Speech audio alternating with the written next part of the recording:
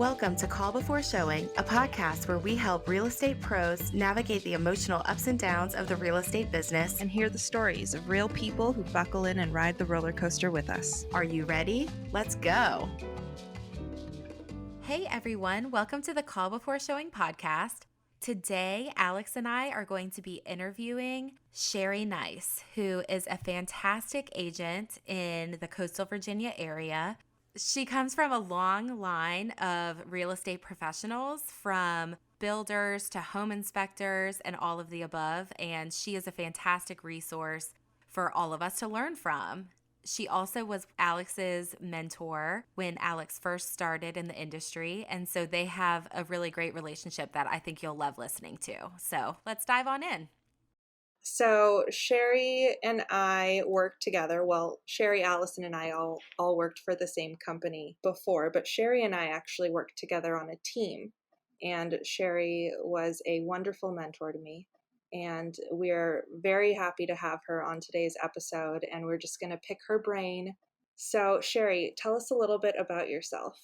I was born and raised in Virginia, which is where I'm actually working now. And then I got transferred out to California in work. And so my whole career has been around sales and doing consultative sales. And that's kind of what I've been up to. I have 3 children and a husband who's very supportive of me in real estate. That's really important, isn't it? Having a spouse that's supportive of the crazy schedule and everything that goes along with it.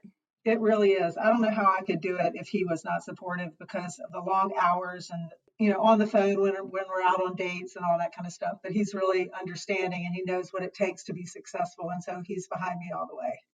How did you get into real estate? My father was in real estate. He was a builder and a developer. And so I've always been interested in the process. When I was a little girl, he would take me out to the houses that were being built and really kind of involved me in the process. But I really didn't do anything in real estate until I was about 40. And what happened was I came back into the Virginia area from California and had an opportunity to work at a new home subdivision. And that filled my requirements of a fun job and an interesting job. And so that's how I got started. So did you start with selling the properties before you got your license and then you decided to get your license? No, there was a subdivision that ultimately was 100 or 250 lots. And we had 3 builders in there. And so I had to get my license to sell in there. I mean, that's a ton of experience to get right off the bat. Experience under fire. I knew the construction part of the business pretty well, but the real estate sales part of the business, I had to learn very quickly. So my rookie year was very different than most rookie years. So what was it like when you got your first just traditional resale? Was that really foreign to you?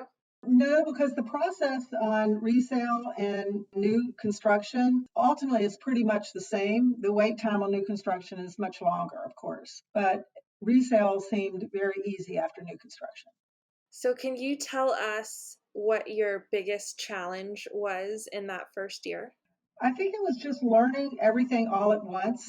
There's a lot of paperwork that has to be done with new construction, particularly if you're on the listing side of that, which I was for the most part. And so it was learning all the paperwork and how to accurately specify what needed to go into a new house and to set the consumer's expectation. I always thought I was a good communicator, but I found out in my first year of real estate that was my challenge, that I needed to be more on top of things and really not assume that my clients knew what was going on. So I had to basically force myself to be more communicative. So at this point, how many years do you have in the business? 20 years in the business, just shy of 20, 19.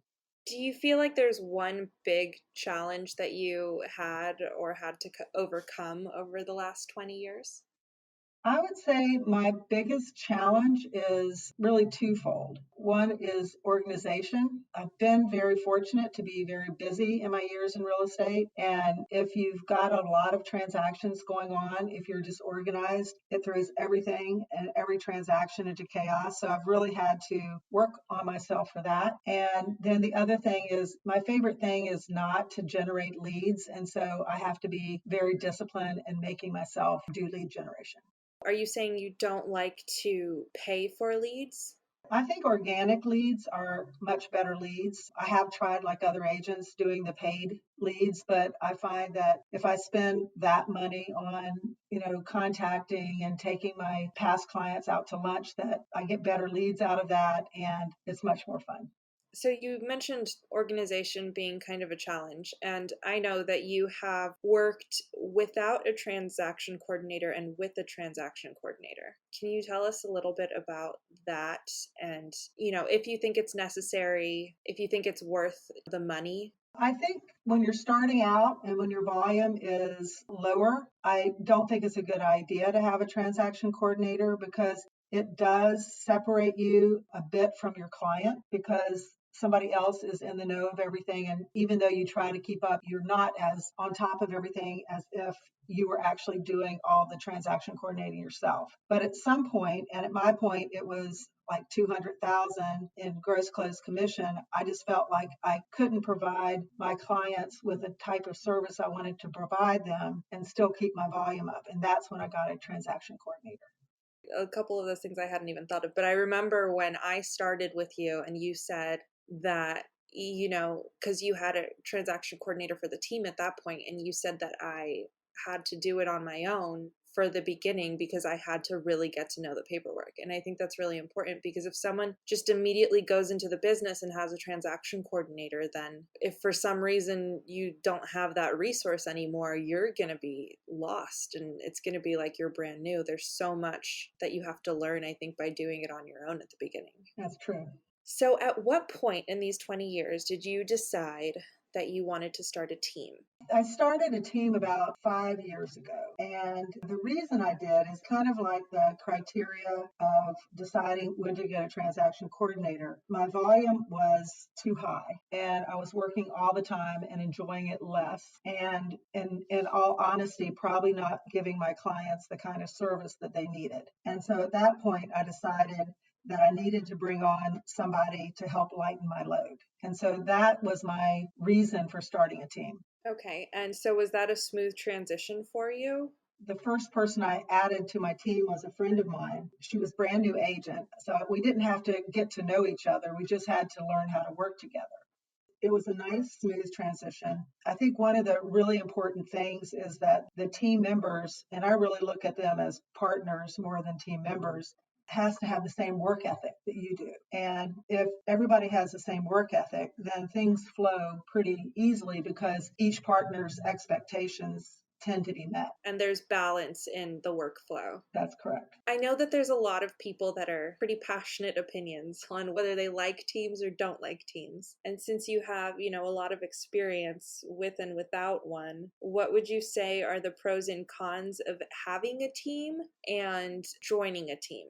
I think the benefit in having a team is that you can have more balance in your life and your business. No matter what, if you don't have someone that has been working with you, even if it's someone that works very similar to you or you know very well, if they're not on the team and don't know the details of what's happening with your business, you feel uncomfortable, at least I do, leaving your business and going on a trip or going on a vacation or something like that. So one of the pros for me, besides lightening my workload, is that when I did go on vacation, which I like to do a lot, I felt very comfortable leaving my business in my team members' hands. So that's one of the big benefits for me. I would say that the disadvantage of being a team is that it takes pretty close to a year to get a new agent totally up to speed and into high production mode. And as a team, you have no guarantee that the agent that you're bringing on is going to stay with you. And so if it turns out that something occurs and that person has to leave, you've invested a lot of time in a person that you're not getting much benefit from. So why is it that you always chose to bring on agents that had no experience as opposed to someone that already was established? The answer is probably a selfish one. What I wanted to do when I brought an agent on is to train them to do business the way I did business. If you've been in the real estate business for very long, even though the business is the same, the agent's approach to business is very different. And I really believe in a high service, high relationship, consultative sales process. And I wanted to make sure that the people that I brought on were trained in that way. I don't think that's selfish. I think that actually makes a lot of sense. Every agent has their style, and to make sure that you have someone that has the same goal and style that you do is probably beneficial for the team as a whole, right? And for the clients, because, for example, if one of the team members goes on vacation and the other team member is picking up a transaction in the middle, then the changeover is almost transparent, except it's a different voice on the phone or a different face when they meet you. Right. You were mentioning in the benefits of having a team that it means you get to travel a lot. And I think something important to mention is that you actually have figured it out to where you can be a very successful realtor and also get to spend half of the year in the middle of the ocean. That's right, on the sailboat. So tell us a little bit about that. So my husband retired about 10 years ago. As I mentioned earlier, he's very supportive of my real estate business, but he wants to play. Of course, he's retired. And so I had to figure out a way that I could go play with him and still keep my business going. With all the technologies that we have today, plus a good team member, that becomes pretty easy. Even on the boat, we have most of the time we have telephone, internet, I have a scanner.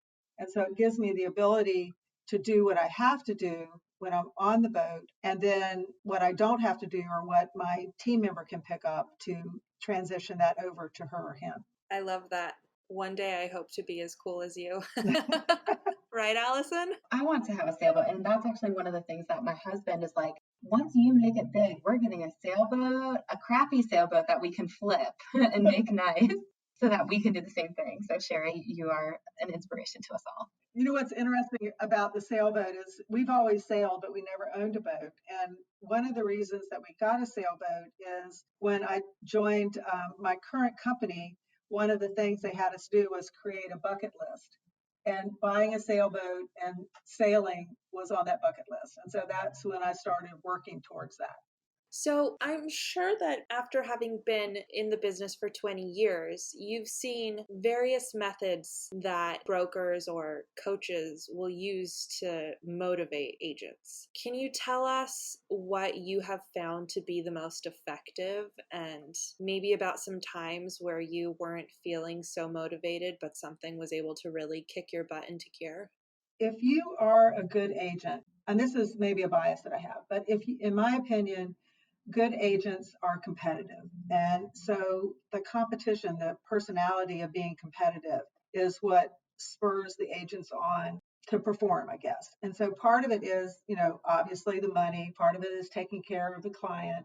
Then part of it is not being last on the list as far as your production.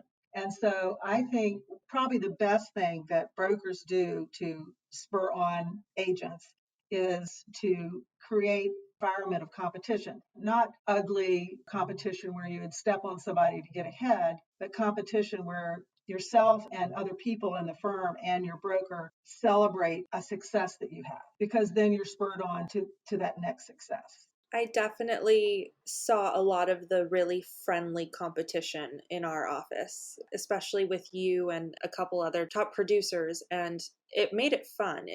Like you said, it wasn't stepping on someone to get ahead, but it was always really fun running to the leaderboard to see what was going on. And you actually maintained a really good friendship with the other top producers, whereas in other companies, there might be more of a rivalry there.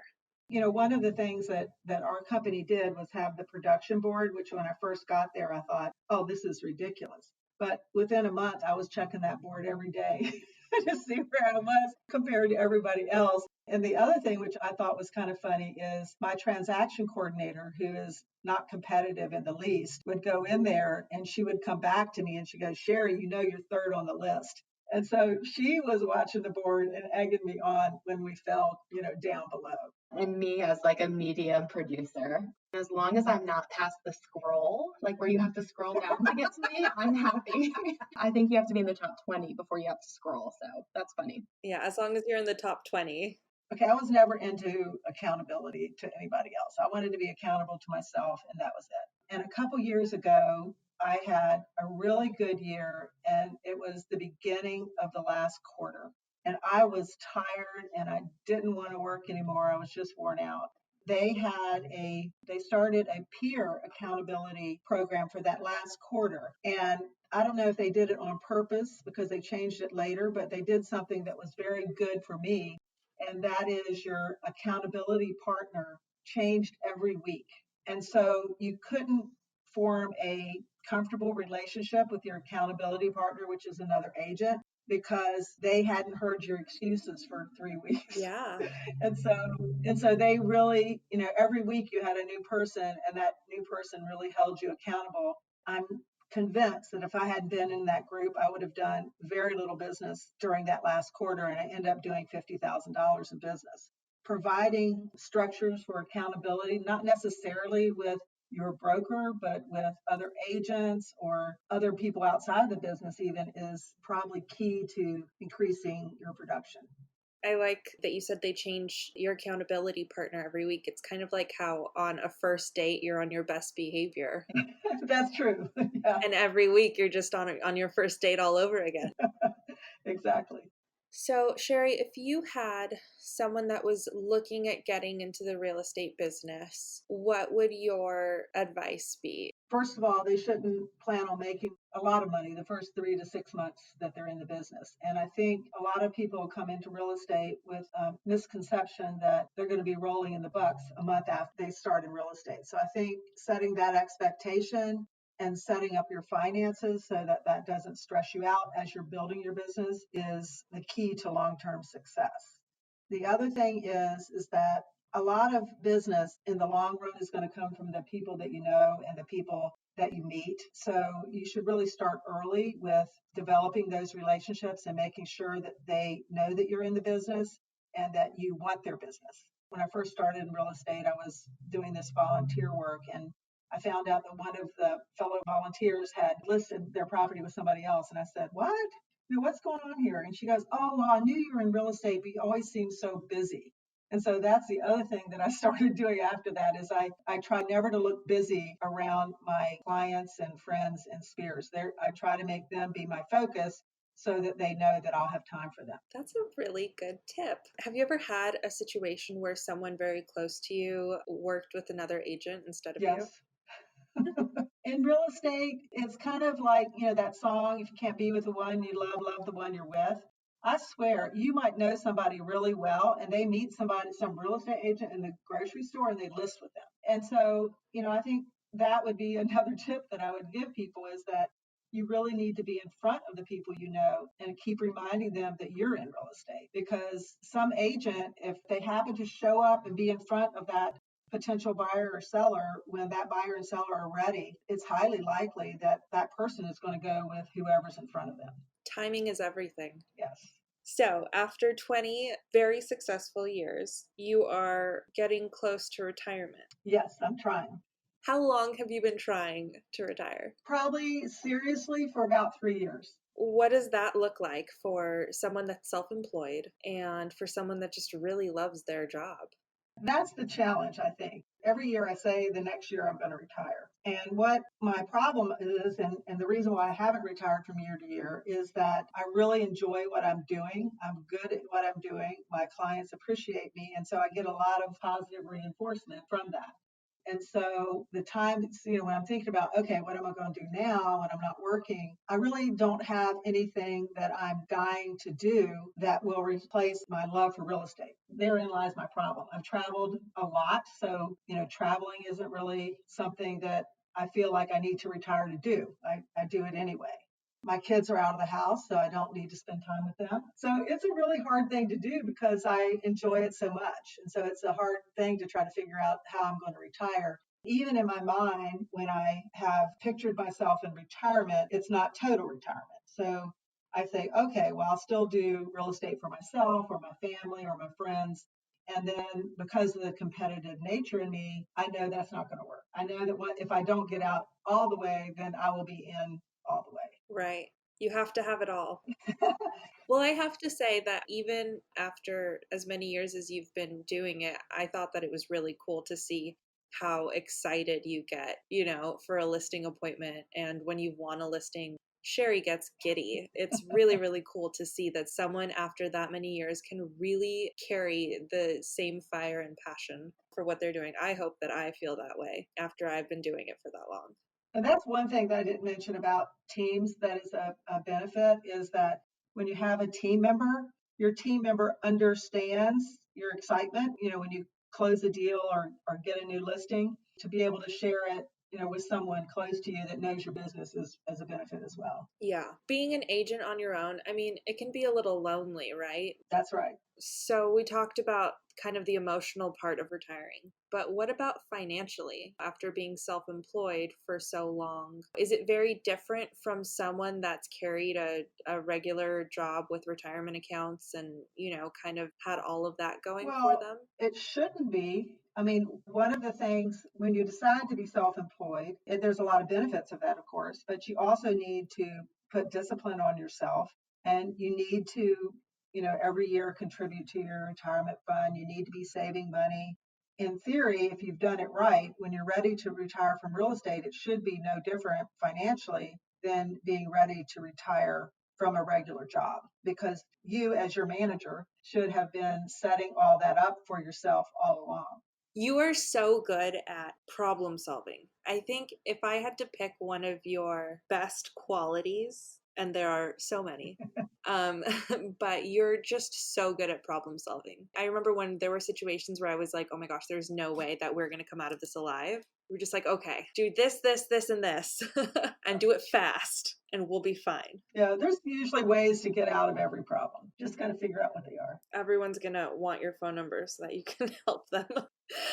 Oh man, and I even called you after I moved up here when I was working on transactions. I'm probably not going to stop doing that, sorry. I enjoy talking to you. Oh, thanks. When I first came into real estate, I was like, I'd have a client, and after closing, I would, take them out to lunch. And one of the older agents in the office at the office I was at, which is not this office, goes, Cheri, I don't know why you bother to take them out to lunch. Just give them a gift card. And I just thought that was so telling of the way that woman did business, because she obviously didn't like her clients and didn't want to spend any of her personal time with them. And I think that is a disaster waiting to happen, because if you don't like your clients, they know it and they're not going to use you next time. So don't do that. I think the personal touch with clients is what makes all the difference in the world on you getting referrals and not. My transactions on average for the last, I don't know, 5 years or something was probably 50 transactions a year. And I can probably count on one hand the clients that I did not like. And so I think if you like them, they're going to like you. And if they like you, they're going to give you referrals. It's important to have a personal relationship with your clients. Have you ever had to fire a client? Oh, yes. Yes, I fired a client this past year, as a matter of fact. I was getting ready to go on vacation. It was a couple days before a vacation, and she called me from my website, by the way, which is very rare, and wanted to see a house. And I showed it to her, and she decided to write a contract on it. And I wrote the contract, and it got ratified, and she was just unreasonable. I mean, she would create problems that weren't there. She wouldn't share information with me. She would get mad if I called her lender. It was a very bad situation. I figured, oh, she's mad at me because I'm on vacation. So I tried to give her to my team member who she supposedly loved. Within 1 week of my team member taking her, she hated her and thought she was being deceitful. And so finally, we just had to get rid of her. Even though we had a ratified contract and a $9,000 commission coming in, it just wasn't worth it. And we gave her to another agency. Wow. It has to be bad if you're turning away money. Yeah. I mean, I really can work with almost anybody, but I could not work with her.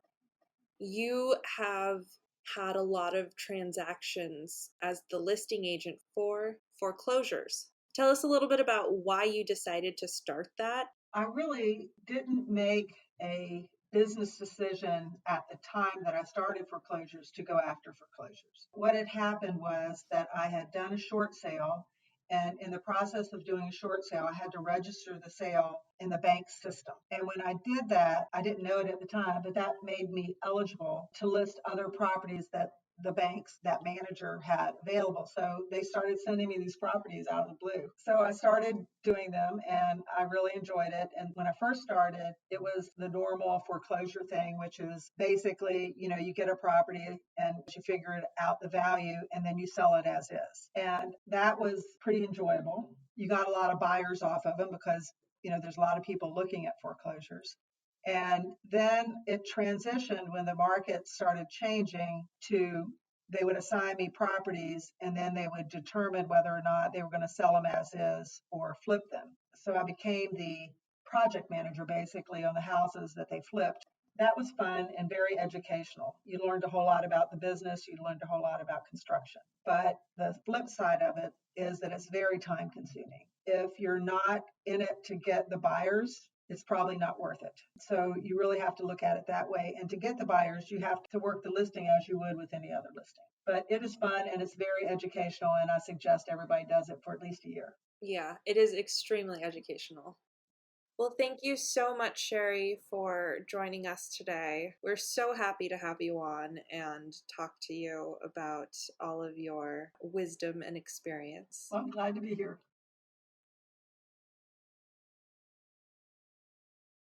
Wow, that was so amazing. And I know you have had a lot more time to spend with Cheri. And so I know her, but I didn't know her that well. It was so illuminating for me to hear more about her business and how she built it. And I just loved it so much. So I hope everyone else did too. Like you said, I do know Cheri pretty well. I've never heard her say this before. And I really liked where she said that if she took the same funds from, buying leads and allocated them to just really investing in her sphere and her past clients and stuff like that, then she, one, gets better leads, and two, just has a better time. That actually made me think of you because I think that you do a pretty good job with that. But it's nice to hear, that it's that mathematical. Yeah. And I really loved how she talked about when she was getting ready for retirement. She kind of gave permission to herself to, even though she wants to be retired, that this job is something that you can kind of continue on and continue to build a legacy through, even if you're not doing it full time all the time. That's really true. And it's really encouraging for someone that's, at the start of their career to know what the future can look like. Yeah. And that somebody still wants to keep doing it. Yes. Even though they're at the age that they're ready to retire and their spouse is retired, and it's totally fine to keep going on if you want to keep going on, Yes, I love that. You don't have to hit a certain age and then, decide to stop working. Guys, seriously, this woman sails for half of the year and she is incredibly successful in real estate. So she's got it going on, and she only is able to do that really because she works her butt off when she's, in town and when she is actually working. So that's definitely something to take note of. As always, you can find us at Call Before Showing on Facebook and Instagram. And so we would love to connect you on either of those channels. Thanks so much for listening, y'all. If you have any suggestions or requests of future episodes that you'd love to hear, you can email us. Please email us at callbeforeshowing@gmail.com. If there's anyone that you think that we could interview or that you would like to hear from on our podcast, let us know. Catch you later. Bye.